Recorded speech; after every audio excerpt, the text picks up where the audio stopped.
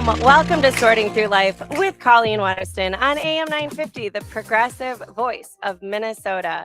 I am your host, Colleen Waterston, an owner and lead organizer at Space by Space Organizing, a Twin Cities home organizing business. And today I am thrilled to be welcoming Carrie Lane, Chair and Professor of American Studies at California State University, Fullerton, where she teaches about work, gender, community, ethnography, and disability. She earned a BA in cultural anthropology with a concentration in women's studies at Princeton and a PhD in American studies at Yale University. Her work focuses on how is changing in the United States and what that means for individual workers as well as their families, communities, and country. And today we are talking about Carrie's newest book, which is More Than Pretty Boxes: How the Rise of Professional Organizing Shows Us the Way We Work Isn't Working. This book uses the fascinating field of professional organizing to illuminate what's not working in American society today and point us toward more humane ways of working and living amidst an era of uncertainty and overwhelm. Carrie, welcome. Thank you so much for having me. It's absolutely a pleasure to be here. I mean, your background, you are a well-researched gal, and I am so excited that your brilliant brain has focused on my industry because how lucky are we to have so much um, fascinating research to learn from. So thank you for doing all of this research on behalf of our industry. Well, I have loved it. I think organizing is just a fascinating field. And the more, when I was first starting this project, the more I learned about it, the more I knew that this was a corner of the world that had to be explored more fully. I love that. I've worked on books and I've been an organizer, and the times I've gone to writing conferences and professional organizing conferences, I'm like, I'm among my people. There's just this, I'm in good company. And I think, well, you're a researcher of us and you've worked alongside some of us. You are not one of us. We did not bring you over to our side. You still are a professor, a researcher, and now a department chair. So you're pretty busy Mhm. in the university academic world. But we welcome you to be adjacent to us or alongside us. And I think what I wrote down from reading and from hearing you do other interviews was that you've really studied and shown findings that our industry is basically the premier network of pragmatic, empathetic, driven, professionally savvy, human-centered, connected, strong women and some men. But what I've very much appreciated was how you've looked at the people who are within this industry and really highlighted the archetype of person who starts their own business as well as clients, but you really look at the professional organizer at large. So what brought you to this research? Like, what's the backstory that was like, I'm going to go into this industry, and then how did it evolve? Because you worked on this for over a decade. Yeah. Well, I think it's fair to say it took me over a decade to write the book. I don't want to misrepresent myself and suggest that every day for 10 years I was working on the book because life is full and complicated and there were exciting, wonderful things that took me away from the project, such as the birth of my kid and his wonderful baby years. But the project always pulled me back. I mean, it always pulled me back because it's just such a fascinating field. And, I've studied work my whole career. I'm an anthropologist of work, and I love to learn about why people choose to do the work they do, what it means to them, what their day looks like. I think it's surprising sometimes how little we know about what other people's work lives look like on a day-to-day basis. Even people who are really close to us. A lot of my closest friends have no idea what my job looks like, even though, of course, they know theoretically what it is I do for a living. And so, with organizers, one of the things that just from the very start spoke to me was this is a field that didn't exist until the late 1970s. And so, people had to invent it. And the people who invented the field were thankfully still around when I started this project. And I was able to talk to some of the earliest organizers in the United States. And I mean, that just gives you access to this fascinating world. that it's great unto itself, but it also tells you a lot about like what has been going on in our society for the last 50 plus years that led to the creation of this entirely new profession. When you're in California, and I didn't realize that NAPO was started in California. And so NAPO is the National Association of Productivity and Organizing Professionals. And what you're speaking to about those early founders, you were able to interview 4 of 5 of them, of the Mhm. people, these women who put together this group, originally APO, the Association of Prof Professional Organizers. Now it's National Association of Productivity and Organizing Professionals, so has evolved over the time. But, your work reminded me, I recently had a client who had a huge collection of Life magazines, and we sold 3 decades worth to an artist, and she's really interested in women and women's studies and women in art, but we were looking at all these advertisements and what women were advertised for, and there's, oh, women drivers and, all the smoking it's just a cultural, when you look at 3 decades, we had, I think, from the 40s to the 60s. And so what your work does, and you credit the students who helped you, but you really dove into anything that was ever written about the professional organizing industry in any way. So kind of share about how that, like from a high level takeaway, people can buy the book more than pretty boxes, but that what's happened culturally over the last decades.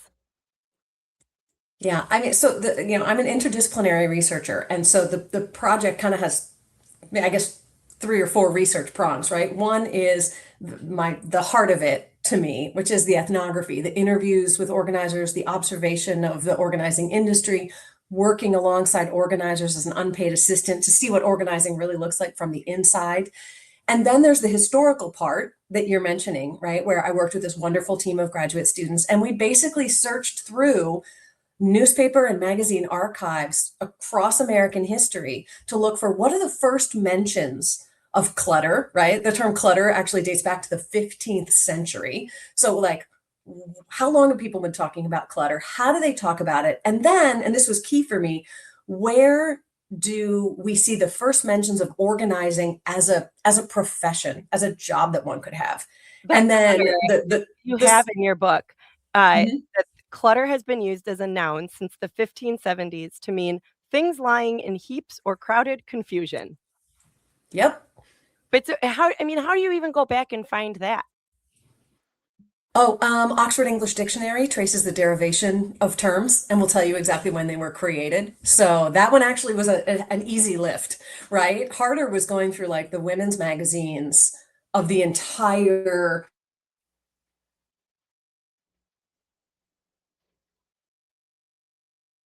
And one of the things that the historical part of the project really showed me was that, clutter has come in and out of fashion over time. There were moments in American history where clutter was a sign that you had extra money to spend. And that was a luxury that really marked you as being higher class. If you could have things in your house that were not purely functional, then you were doing pretty well for yourself. And so there were times when clutter was cool.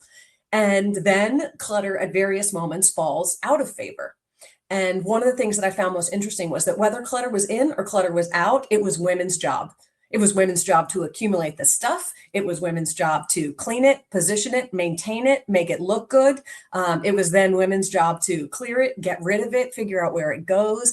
And so the idea of organizing and decluttering has been intertwined with gendered ideas about house, home, order, aesthetics for its entire history. Yeah, you mentioned that. I thought that was so interesting how it kind of swings. We like clutter, we don't like clutter. We like clutter, we don't. And this cultural, have, acquire, accumulate, declutter, minimal, de-stress. It's like we're constantly, we're so in the moment now, and there's so much coming at us. And what your book, it reminded me, I've heard at an organizer conference, something that a fact was shared that was like, in today's world, someone born today has access to just as much information in a day as someone born in 1850 had in an entire lifetime.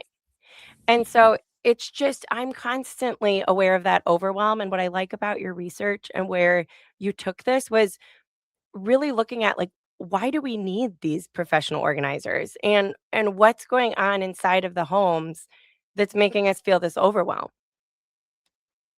Well, I mean, I think what's going on inside the home that's making us feel overwhelmed is really a microcosm of what's going on in society that's making us feel overwhelmed. I mean, one of the things that I love about organizers is the compassion and the empathy they bring to this job.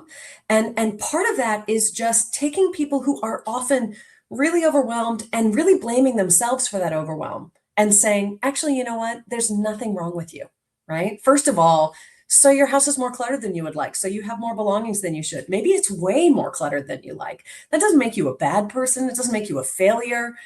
So there's that part of it of like, you're okay. And I see you as this human being that's okay. And this is all manageable, right? It's Mhm. all manageable. But then there's that second part of it that is to say, you feel overwhelmed because contemporary life is overwhelming. It's not some sort of inherent flaw or moral failure in you. It's that contemporary life, as you say, it barrages us with information, with cheap, accessible goods. I mean, I was just thinking the other day, the idea that we can go on Amazon and buy almost anything we can imagine, that is new. I mean, that is like if you think about the span of human history and how long that's been possible, right? The idea that you could buy like Fourth of July themed cake pop and have it delivered to your house the next day, like that is bananas. And the way that that has sort of coincided with a society that uses consumption as a marker of status, a society in which people tend to be a lot more isolated than they have been in the past from family, friends, community. And also, on top of that, a society that, I mean, we Americans are obsessed with work. We work more than people in almost any other country. We our work is very central to our identity. And then we have all of this work that isn't paid employment, right? You don't have to have a job to work really hard. There are people who that just the work of running a household, of raising children if you choose to have them, of caring for elders, caring for our community, of being an activist on behalf of causes that matter to you. Like this is a lot of work. And then you add to that like all the email, all the social media, all of the things that are coming at us all the time.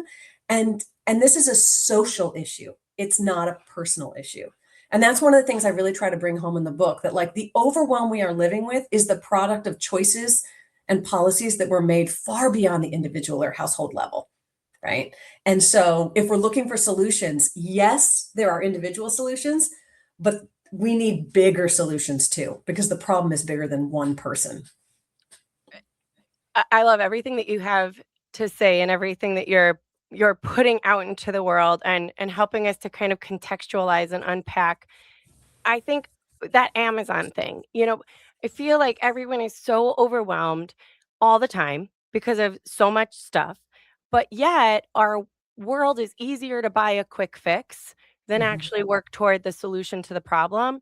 I'm constantly referring to myself as an intervention, and I'm not a maintenance organizer. I'm not one that goes back and, unpacks your groceries every time they're delivered. There are people who do that, but I really think, and I think you highlight that intervention aspect of the organizing industry, is that we want to create a system that you don't need us for. But part of that is addressing all the quick fixes that have accumulated in someone's home. So it's like, I'm in a client's house coming up in a few weeks, and the amount of stuff in the kitchen and the pantry and the surrounding areas is just out of control. And this woman says, her daughter loves to bake. And you can tell that it is very much easier to either probably go to the grocery store, go to Target and buy $40, $50 worth of baking supplies and new sprinkles and new Mhm. frosting and a new mix every time, and maybe even a new sifter or something, because it's just easier and it's not that expensive to go and buy the entirety that you need to do the baking. But it's like, I can't wait till we pull everything out and show you actually have 20 trips to Target worth of baking supplies that got used and then put away, because we don't discard, but we shove. And it's all that add to cart. And I actually, when you were talking, thought about there's some documentary out there. I think it's called Buy Now, but it's on I saw it on Netflix. It was about Amazon. So I probably did not see it on Prime because it's a little critical of Amazon. But it talked about how researchers came up with that marigold color button for the buy now, like Mm, instead of add to cart, but the buy now, and that there were like 9 different colors researched about which one got people to buy now more frequently. So how can we get people to buy this moment, this instant? And yeah. even just watching that and realizing that that research was done to influence me made me change my behavior to add to cart and save for later a few days and really not give into that buy now. And this documentary also had this image where it's an illustrated of a person lying in bed and they get the idea they need something, they go on their phone, and while they're sleeping, a conveyor belt drops the item at the foot of their bed. And it's like, that is so true, and there's nights where I'm like, "I should leave the lights on when I go to bed for that delivery driver who's gonna be here from 4 to 8 AM." And it's like, we don't need something that fast. And as a professional organizer, we're constantly seeing the Amazon the buy nows, piling and piling up. But then what your point makes, is the time it takes to address these things. And so you infuse your book with stories throughout, like from your working sessions with organizers from those days, and you bring, this is what we were doing. You contextualize it for people. You share these stories directly from being in the homes of people. Like there's one craft room that you talk about, and I always call things human hours because so many Mhm. people are hard on themselves because they're like, "Oh, I'll get that done tonight." And they can never get what they want to done tonight because there's not enough hours in a night to get it done. And you talk about going through the entire craft room, you talk about, you know, going through the sorting process with the client. The client leaves. You say she came back 3 hours later. There were 4 of you there working. So she came back 3 hours later, but she came back 12 human hours later, and then it was ready for her to review. And I think that's Mhm. so important, and I appreciate that your work, you know, subtly and obviously calls out the time it takes to do these tasks. And we need to honor that time, whether we're hiring somebody, and show that this actually takes time, and if you're going to pay for it, there's time involved with that, but to also be easy on ourselves. This takes time. If you're Mhm. going to do this, don't think one evening can solve that problem. So, thank you for just being attentive to that. Well, and I think also, I mean, one of the things, I am not a professional organizer, right? I've worked alongside organizers, but I'm not one. But it doesn't matter. When I go talk about the book, people want tips. They want my tips on organizing. And so I can say, look, I mean, I can speak to you as someone who has spent time with organizers. I I mean, couldn't do 100 this for a hours. living. You have done a lot of hours with Yeah, organizers. more than 100 hours of on-hand organizing. And I still do it in my community for fun. I help organize the library at the local school and I help out friends. One of my favorite things is to go to a friend's house and hang out with them while they organize and clean something. And it's become like a way for them to be accountable, and they always thank me for doing it. And I tell them like, no, this is so fun for me to help you sort your closet and then rearrange it all pretty so that when you open it, you're actually excited to wear the items that you have chosen to keep. I'm part of a group that organizes local clothing swaps. This stuff is fun for me, and I know that is not necessarily how it is for everyone else. But to speak to the point of time that you bring up, I mean, on the one hand, all of these organizing reality shows were so good for professional organizing because they really brought attention and awareness to the field. Even in like 2012, when I started the field work for this book, if I said I was studying organizers, most people, especially academics, but most people thought I was studying labor organizers, like Mhm. community organizers. And I had to always correct them. Now that happens a lot less often. People know what organizing is. If I say professional organizer, they mostly know who I mean, right? And the shows did that. But the problem is the shows also created, I mean, they're entertainment and they're in a short form format. So they kind of create the impression, even in people who are intelligent folks who they know they would know better if they thought about it. They create the impression that this is a quick fix. And especially the shows that focus on issues of people with hoarding disorders. I mean, those are months of teams of dozens of people and also some sort of TV magic in terms of editing in ways that amplify the narrative they want to amplify, right? So I think there are a lot of people who have unrealistic ideas about how long this stuff takes. So one of the tips I do offer when people ask me is you don't organize your house in a weekend. Hmm. You choose one little thing, choose a drawer, choose one cabinet. I mean, the games and puzzles in my house are always disorganized, and I'm not going to sit down every day and make sure they're perfect. But every few months or so, when I have a minute, I might pull everything out, get rid of what, my kid's grown out of or we don't want to do anymore, and put everything back. And it takes me probably less than 15 minutes, but that part's done. And then some other day, I'll pick some other thing, my shelf or my drawer. It's sort of a part of an everyday life, as opposed to, I can promise you, I will never put aside an entire weekend to organize my home. It just doesn't mean that much to me, but it means enough to me that I'll do little bits here or there so that it's working well enough for me. I do sometimes think if people read the book, they think they would come to my house and it's like perfectly organized. And I can 1,000% guarantee you that it is not, but it's organized enough that it doesn't stress me out. And that I'm works for me. constantly, when people come over, I say, "Look at my drawers," because sometimes the surface isn't organized, but I'm like, "The drawers are immaculate."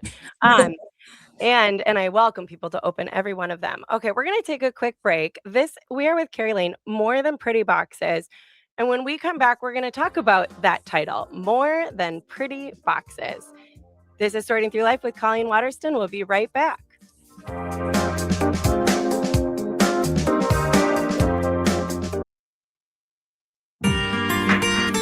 Welcome back to Sorting Through Life with Colleen Waterston on AM 950. I am here today with Carrie Lane. So, Carrie Lane is the author of More Than Pretty Boxes: How the Rise of Professional Organizing Shows Us the Way We Work Isn't Working. And I am the owner of Space by Space Organizing and identify as a professional organizer. And am thrilled that this brilliant woman here, Carrie, has spent, a decade of focused energy on what's going on in the organizing industry. So not only have you, Carrie, gone back in time to the first mention of organizing in Clutter, but then you've followed historically how the industry really came to be, and then even the fact that it was a focus of yours for a decade or more. It allowed you to really be pulling things in as they were, evolving in that decade alone. There's like a mini attentive focus in that time where you were really working alongside organizers, but then this huge scope behind where you probably know more about our industry than most organizers. And your title is More Than Pretty Boxes. And you've talked about potentially titling the book, It's Not About the Stuff. So tell me about your title and both titles, and the Yeah. subtitle. But tell me about that, kind of those key findings that informed what you wanted to be front and center in the ultimate consumable of all this research. Yeah, so the original title my working title as I was doing the project was Not About This Stuff, because I heard that again and again and again from the organizers that I was interviewing and working alongside, that they were saying organizing is really not about the stuff. It's about the people, it's about the emotions around the stuff, it's about relationships. And, people can say that all they want, but when I was in the field working alongside organizers, you see it in this really concrete way. Organizing is not really, I mean, organizers have wonderful skills around space management and design, aesthetics, organization, or all of it. But that's really not the heart of the field. The heart of the field is meeting people where they are, people who are often stressed, self-critical, overwhelmed, struggling to function smoothly on a daily basis in one capacity or to one extent or another, right? And meeting them where they are, bringing a lack of judgment, bringing empathy, and sort of making sure that they understand that they're a perfectly good, fine human. And this is just stuff. But so what organizers say is, oh, the hardest part is not like color coding file folders, right? The hardest part is the human part, because it is so different from job to job. And it also requires a different kind of labor, one that I have found professional organizers are incredibly good at. So when you were following people and working alongside them, how frequently were you seeing those moments where It's not even about the stuff that it's actually about a conversation that needs to be Mm. happening in between the touching of the stuff. Yeah, I mean, every single job almost. That not every job Right. is Thank you. emotionally weighted, right? I mean, I can remember certain jobs I worked on. We were unpacking a family's kitchen. I talk about this story in the book. I talk about mugs, but we're unpacking a family's kitchen after they moved, and we weren't decluttering. They lived in an enormous mansion in the Kardashian neighborhood, and And they had a they couple didn't have to kids. make. They they were busy people. Yeah, and they didn't have to get rid of anything. So, that takes a lot of the emotion out of it. It becomes really more about what's pretty, what's functional, and but We're gonna put this most away for jobs, you, and it's gonna make a really good amount of sense, and it'll look great. It will be yeah. pretty, but it will be very functional. There Hmm. was, function that they might not have thought of if they put it away themselves because professional organizers do organize more kitchens per capita than a person that doesn't do this professionally. So, Yeah. but you I agree. Yes, and sometimes I'm moving someone the next couple days and there's some emotion to it, but with the timeline and with, what we've got to get done, it's really about dusting things off, putting them in boxes, bringing them to the next place, unpacking those boxes. Hmm. They won't be the prettiest boxes this time, but that's just we're getting it from here to there. But so much of organizing, and that's what I love about what your research really elevates, is those moments in between and those conversations in between and the emotions in between. Absolutely. And I mean, one of the things that is a core part of that we kind of touched on a little bit earlier is a lot of this also has to do with the expectations people carry about themselves and their space, what their space is supposed to look like, what their schedule is supposed to allow them to do. And it's not always gendered, but it's often gendered in a way that, studies have shown that women bear much more responsibility for the work of managing homes, even when multiple people are in their household and they're working, and it doesn't matter. It tends to fall on the women in, a situation where there are men and women living in the house. And also that women tend to be very hard on themselves because they think that if their house doesn't look a certain way, that it reflects on them personally. Right. And men, well, certainly men don't necessarily love clutter and they may be as interested in or as good at organization, but they don't necessarily carry that emotional weight because society doesn't tell men that their worth is measured by how nice their home space looks like. And whether we as women accept or reject that narrative, it's a big cultural narrative that's out there. And so a lot of the organizing jobs I worked on, there were these really intense emotions around like should I always say, like, don't should yourself, right? Around like I should Yeah. have done this. I should be able to handle this myself. I should. And a lot of what organizers do is to say, "Oh, honey, you're fine." Right? Like this is unmanageable because life is unmanageable. So let's figure out some just concrete strategies to make things work a little better for you while also reminding them that like these expectations you're setting for themselves yourself are they're unrealistic. I remember one of the organizers that I read about in the book talks about how she'll tell clients, I can 100% give you that perfect Pinterest pantry. If that's important to you, we can give you that, where everything's decanted beautifully into matching containers. And she said, but I just want you to know the people who have that, they have full-time staff who maintain those pantries. They're not doing it every day. So if you want that, we can do it for you. But you need to pause and think, does it matter enough to me that I'm going to put in the time and labor and money it would take to have that pantry? And for most people, the answer is no. And then they can kind of let go of that pressure they were feeling to somehow, make their pantry match the Pinterest one. I love that you make that point, and I often say that our industry glamorizes overconsumption Mm. because a lot of what we put online and a lot of what gets the organizer brands out there that are the most followed and that, have the best social media content have some pretty beautiful before and afters. And and that is so lovely and wonderful for the people who are able to afford that and afford that much excess as we've talked about. That can be something that people take a lot of pride in their belongings and it's great that they're able to showcase them.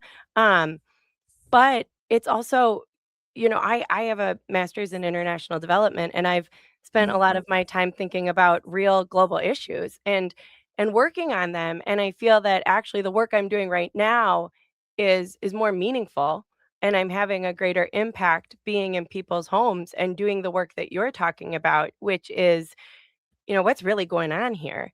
And how can I intervene in a way that responds to that and holds space for that? But yeah, I can do a pretty pantry too. I can decant all your cereal and I can buy you all the fanciest things. I mean, um, most organizers are just as good at using cardboard boxes as we are at using, fancy clear ones and nice labeling systems. But I love that you really create space for that. That this is about so much more than the pretty boxes. Absolutely. And that's what draws so many women to the field, right? Is the chance to do that meaningful human work, to run your own business, to do the work the way you want to do it, and to help people who really need and value your help.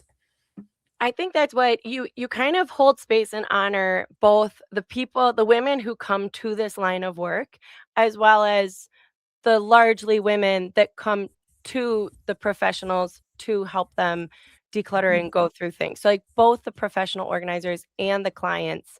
I was going to share a story that for me exemplifies, I have this show so that I can pull back the curtain on my business and help people to feel not alone, like, "Oh, I'm not the only one surrounded by my stuff," and I'm so honored now. I've been doing this for almost half a year, and there are people who are coming who've met me through this show, and it's fun to go into their house and know that they have an idea of who I am and what I stand for, and that was part of what attracted them to me, was that I'm not just about the pretty boxes, but that the not about the pretty boxes. So last night I was at a client's home. We've done a really big first start of work in her house. It's been 4 work sessions, 3 of us organizers, and there's a decent sized bill, invoice attached to that. And I think, I think we need to just have like a new consult, just say, okay, what's been done? Where are we going? Because it won't be as much. These were the biggest work sessions that we had. But I felt like instead of sending an email, let's just get together and make sure we're on the same page. There's a lot going on for her and I just wanted to be in person. So I said, "How about I come over? We'll size up where we're at and where we're going." She's like, "Love that idea, thanks." And so I go there, she's sitting on her patio outside. We ended up sitting outside for 3 hours. And I shared with her, I had brought your book with me, and I shared with her that we'd be having this conversation today. And it was more than about the pretty boxes because this woman is enormously successful in her career, has done so much independently for herself, is a single mom by choice of 2 daughters. I mean, she carries a lot. And she also holds on to a lot because she honors those memories and the people in her life along the way and doesn't want to lose them by, throwing out something attached to them. So there's a renovation happening in her house this summer. I got brought on by the renovators, the remodelers, to be able to help declutter to actually allow this renovation to not only happen, but then be as rewarding as the investment is going to be for her.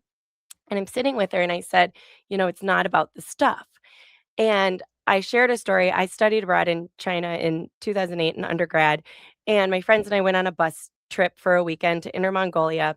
Halfway through, we got in a bus accident. It was traumatizing for me. I didn't realize just how much, honestly, until the Miracle on Hudson plane crash. And I heard psychologists describe what happens to people who go through a moment where they think their life's going to be taken from them. And so I was sharing with her about this accident and how, a few friends and we got tickets back to Beijing that night so that we could fly home and just get back to our tiny little rooms, but our safe space. And I'm at the airport and I'd been on a bus. So I had brought full-size toiletries. And we're going through the security and they made me throw away this brand new Origins Checks and Balances frothy face wash. It was fancy for me at the time. I was in college. My mom had just brought it when she came to visit. It was like a $35 brand new bottle. And I'm like using my minimal Chinese, like ting ting, I mean, like it was just in the middle of a rural Chinese airport. They're like, who is this girl? I'm surprised they let me through. And I go behind a pedestal and I'm crying. And I tell my friend, it's not about the face wash. It was like, please don't take one more thing from me today. Like I feel so on edge and so spent. And I just wanted to go home with my things, you know? I just wanted to go back with my face wash. And so that not about the pretty boxes or more than pretty boxes. It was about more than the face wash, but this client, she's she's got these daughters and she's got a lot of squishmallows. You know, those very lovely, cute, Hmm. adorable plushies. And the girls, they were around for the first part. Now they're at summer camp, and we're going to dive deeper and deeper. But I wanted the girls to see the effort for those human hours we talked about, so that these girls are like, "Mom, why do you come home and you can't get this done?" It's like because it took 12 human hours, you know, and I don't have laundry, and I can't text, and I can't scroll. I'm here to work. We all are, so it's taking this dedicated time. But I said, "Your girls want those squishmallows gone." And they want you to let them grow, you know? They wanna grow, and holding on to that is holding on to that younger version of them, and it's like she loved that younger version, but I'm like, "But if you don't let the space be there for their new versions of themselves, they're the Hmm. ones that are gonna go to college and be like, 'I'm free,' you know?" And it's like, but if you allow them to grow and you grow with them and you release the squishmallows that served 5, 7 years ago, but not today, then you'll let something new in, and as they become adults, you'll be travel companions, and as you know, like, you wanna hold space for each other to grow, and so, you know, there's a lot of relationship dynamics that happen within a house too, and it was just nice to be able to use those few examples of your research on the entire industry. It's more than the boxes, the pretty boxes. My experience to her to say, "It's it's more than the face wash. There's always more behind the thing, the stuff." And then and it's not about the squishmallows, but the squishmallows represent something, you know, and the pretty boxes represent this feeling that we have order in our lives.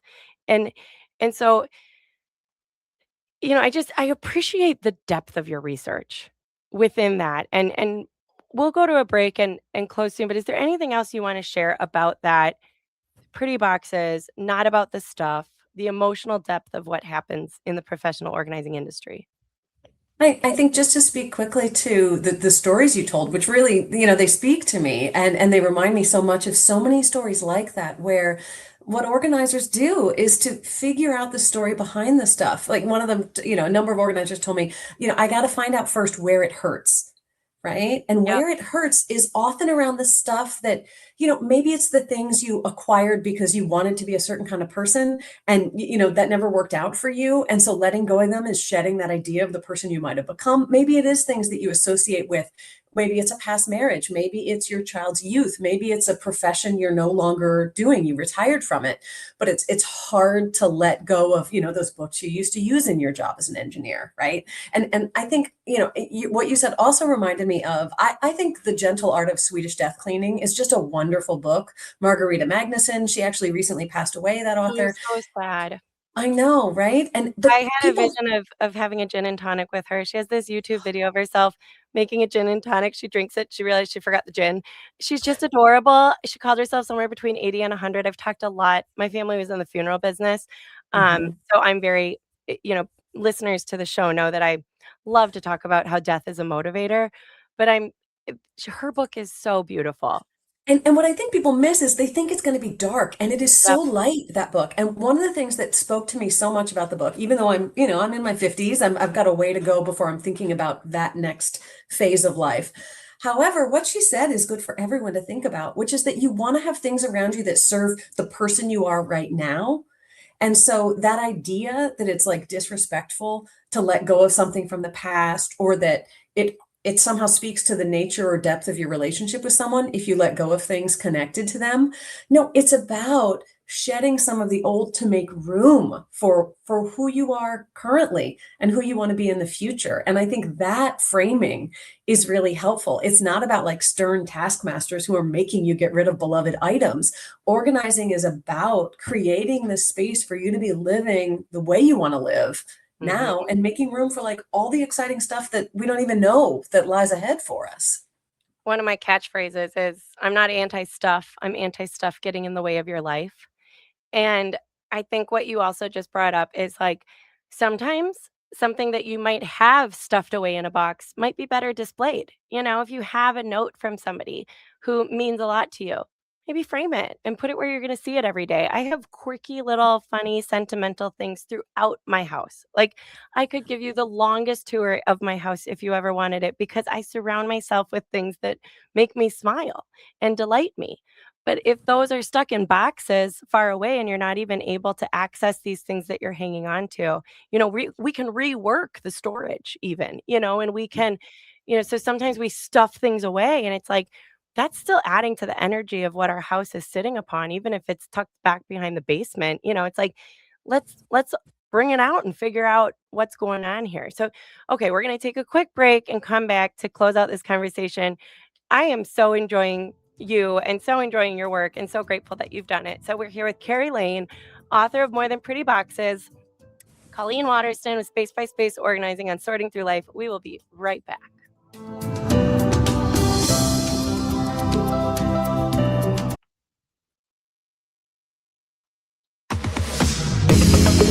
All right, welcome back to Sorting Through Life with Colleen Waterston from Space by Space Organizing here in the Twin Cities.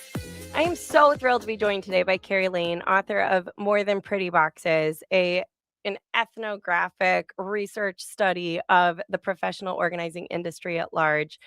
Carrie, I have so appreciated hearing your feedback from an outsider's perspective who really put themselves in the organizing industry as much as you could while maintaining that researcher perspective. And I was telling you about I did a research project of my own without a university behind me, but a little over 10 years ago, and I've talked about this on the show, I traveled around the world and asked over 700 people across 40 countries the same three questions. What does a good life mean to you? In your opinion, what's the biggest threat to humanity today? And what do you think the world will be like 50 years from now? And I did the first month in the United States and asked over 150 people across the US those questions. But I have a 100,000 word manuscript that I need to clean up and put out in the world so that I can have that behind me, finish something I've started. But so much in recent years, I've come back to that first question. What does a good life mean to you? And I've realized how the influence of so many people's answers and really exposing myself to different people's worldviews has kind of inspired me to come home and design and build a really good life for myself. And I love the life that I live now. I love the friends that I have, the relationships with family and friends, and I love my job and I love what I'm doing. But then this business that I'm doing of going into people's homes and helping to make sense of the stuff and the stuff behind the stuff, it's like I really feel like I'm doing my best to bring a good life to my clients, and to help them get out of their own way so that they can live a good life. And so I just want to kind of talk to you about that because you you really talk about that. You saw that these organizers that you were working alongside wanted that best life possible for the people they were serving. So, can you just share your takeaway thoughts on the intention behind what we do? Sure. Well, first of all, I'm so glad you're going to finish that book and put it out in the world because I would love to read it. I'm fascinated, and I look forward to the chance maybe in the future to talk to you about what the experience was like of wandering the world and getting to talk to people about those questions. I love it. But yeah, I think, you know, we live in such a sort of frantic, busy world. Even when we're not actually busy, I think we feel busy for all sorts of various reasons, technology, uncertainty, political crises, cultural changes, wafting all around us, all of those things. We feel so busy. And one of the things organizers do is they create this space, like the literal time in the day, to stop and pause and think about what in your life is working and you want to work to protect that, to hold it dear and keep it, and what in your life is not working. And that doesn't have to be stuff, but it might be stuff. And how can we help you to live a better life? And to do that, to really engage with that, it takes time. And time is something most of us feel like we don't have. And I think that's one of the gifts that organizers can give to their clients is time to actually stop and think about what do you want your life to look like? And then come up with a concrete, specific plan to try to make that happen. Because as we talked about so much of the time, it's not about the stuff. It's about what the stuff represents in the past, in the present, in the future, about who we are, about what our life looks like. And, organizers help you figure out, how can I make my life better and more suited for me and my values and priorities? And I think that you exemplify how from the beginning of this industry, that was that was always the goal. And the industry has evolved, the offerings have evolved, but it has remained the driving force of the people who choose it as a profession and choose to hire that profession. But I'm curious in the last few minutes here, what you think is ahead for this industry when it comes to offerings. There will always be the ability to have in-home organizers, and that is growing exponentially. But what else do you see coming up with the trends that you've studied in the past? Yeah, I mean, that's such a great question. One thing I think I see already, we see a real rise of digital organizing, people who can help organize your digital clutter. I mean, just the amount of information coming at us every day through various sources. So I think there's going to be a lot of growth in that area. I think there's going to be a lot more attention to organizing one's attention, the things we pay attention to. I'm currently going through a moment of shedding aspects of technology, social media. My husband calls me an early rejecter because I'm like, oh, TikTok, that sounds interesting. My students love it. I download it, I look at it, I'm like, nope, done, delete. That Right? could be a book title. I'm not dedicating any time to that, right? So I think helping people get rid of the distractions that prevent us from really being present in the course of our lives for the things that we love and find ourselves distracted from, even as we're, this is the thing we love, this is the life we wanted, and here we are not paying attention to it because we're distracted by other things. So I think that's one field, one direction. The other thing that I think is really fascinating is organizing as a business. People do it to make a living, right? They don't necessarily do it for the money, but people who do it in order to make a living to one degree or another, right? And yet, most organizers I talk to would be thrilled to go out of business because all of their clients got the skills they needed to organize themselves in the future, right? Like most organizers I talk to are like, oh, I'd love to put myself out of business. They see themselves as teachers. Not everyone can or wants to learn those skills, but many people can. And so a lot of the organizers I spoke with talked about trying to bring organizing out into the world outside of the paid context of an organizer client relationship. So should organizing be taught in elementary schools, right? I mean, I have a 12-year-old. His elementary school focused a lot on executive functioning skills. Organization is part of that, right? And so what if organizing could become part of the curriculum so that students are learning not just how to organize their homework, but to organize the spaces around them as well? A lot of the organizers I worked with do pro bono work where they work with clients for free who are in crisis or can't afford their services. And they're looking for opportunities for organizing to be free and available so that you don't have to be wealthy. You don't have to live in an urban area. You don't have to have those privileges in order to gain the benefits of an organized life. Well, and I hope that this show adds value to people to be able to be inspired to go and organize themselves, to pick up good resources that can help in that process. Thank you so much for being here, Carrie. This is Colleen Waterston with Sorting Through Life on AM 950. We'll see you next time.